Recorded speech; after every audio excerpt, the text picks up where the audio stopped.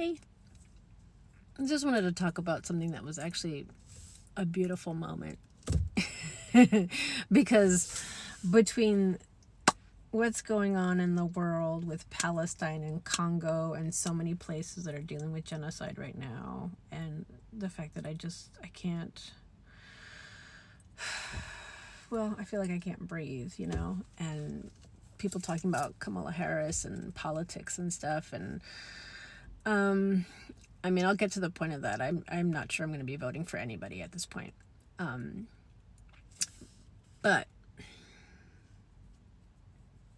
I wanted to put that in a bubble for a second because I feel like you can't change things and you can't ignore it either. But sometimes you need a moment. So I just wanted to say that last Tuesday, because it's Tuesday today, last Tuesday, I live in the Bay Area. There's a place called Saratoga Mountain Winery. And I'm a mom of two. My husband and I rarely go out to do anything or spend money. So I spent money to get tickets to see the Gypsy Kings. It was so good. So good. I almost felt like I was on vacation somewhere with the beautiful sunset and the dinner I had and the wonderful music, and it was just amazing.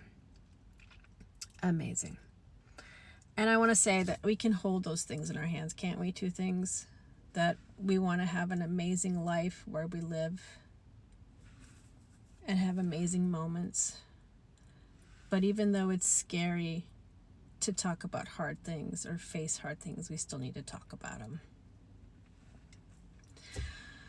So yeah, I've been watching a lot of TikTok stuff, and I mean, I agree with a lot of it. It's like no one's really trying to fight for a ceasefire now. Stop the killings in Palestine. I can't. When I heard about that man with his twin children that were just born a couple days ago,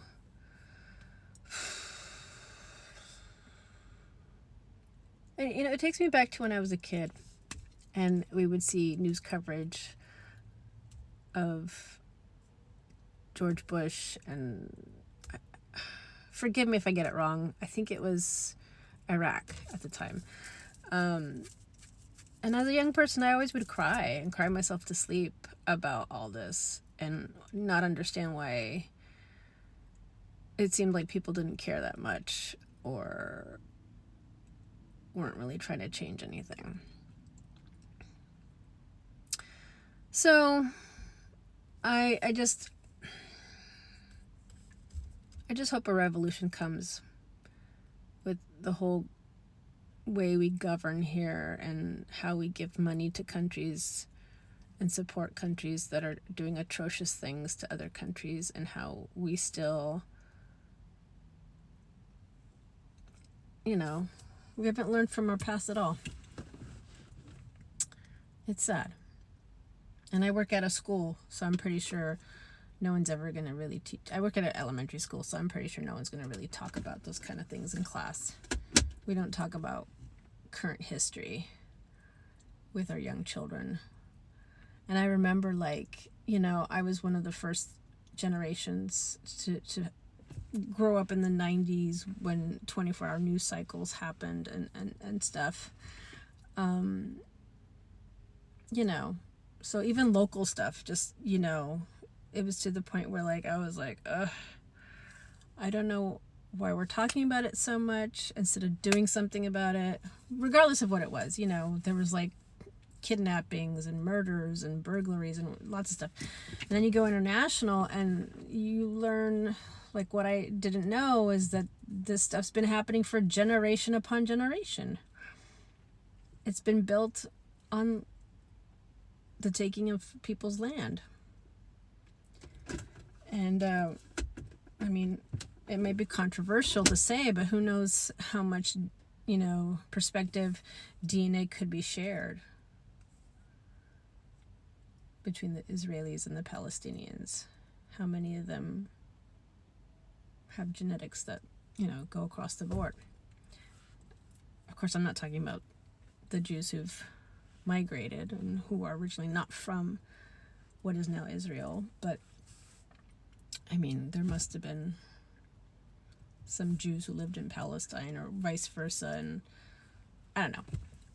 I've read so much stuff that sometimes I'm not sure if I know my history, but the point I'm making is that it seems to me that so many people that are fighting, like, sometimes tend to share commonality and stuff, but there's an issue of power and who wants to be in power. And for me, my biggest problem is that we support the bigger nation, Israel. We support them with lots of money we can do our own stuff to our own country here, and we don't really support anything for Palestine, or if we do, it's not to the same degree. When there's a genocide, you can't say I support you to both sides. Now, if there's an issue to still do hostage negotiations, I get that, because there were hostages on the Hamas side as well.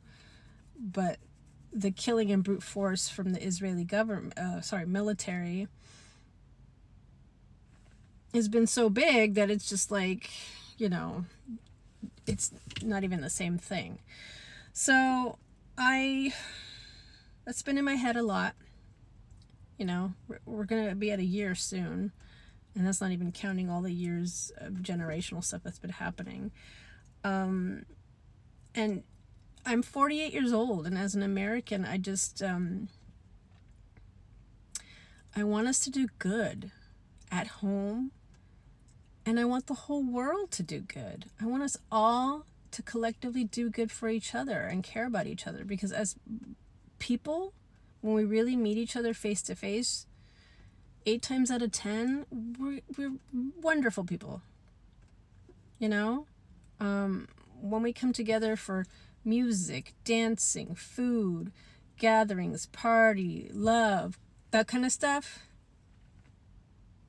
this is just beautiful celebration. And then we put religion and politics and all this stuff into it, and it just tears things apart, Anyway.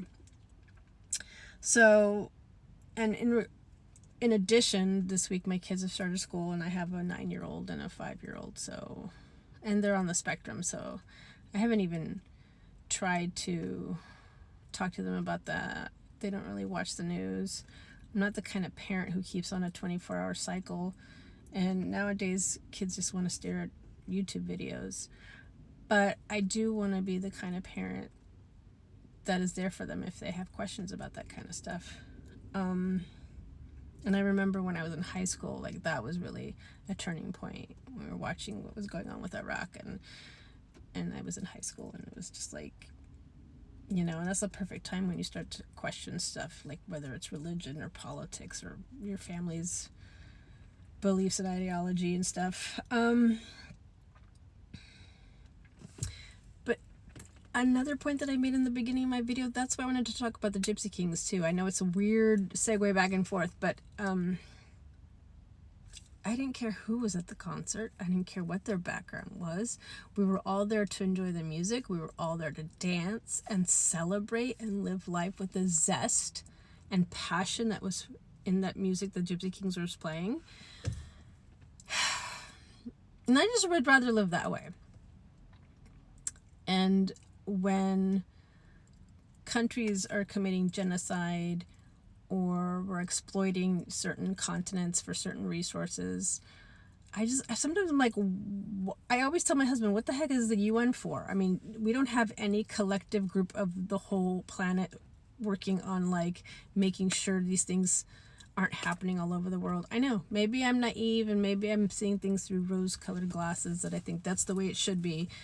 But yeah, it shouldn't be that just America's the one that's, like, supposed to go in and, like, do what they do so they have their, like, whatever they get out of it. It should be like a collective group. I know we have Amnesty International and stuff, or a collective UN group that helps all over the world with this kind of stuff. I'm not saying it's easy. I don't understand why we're just giving money all the time.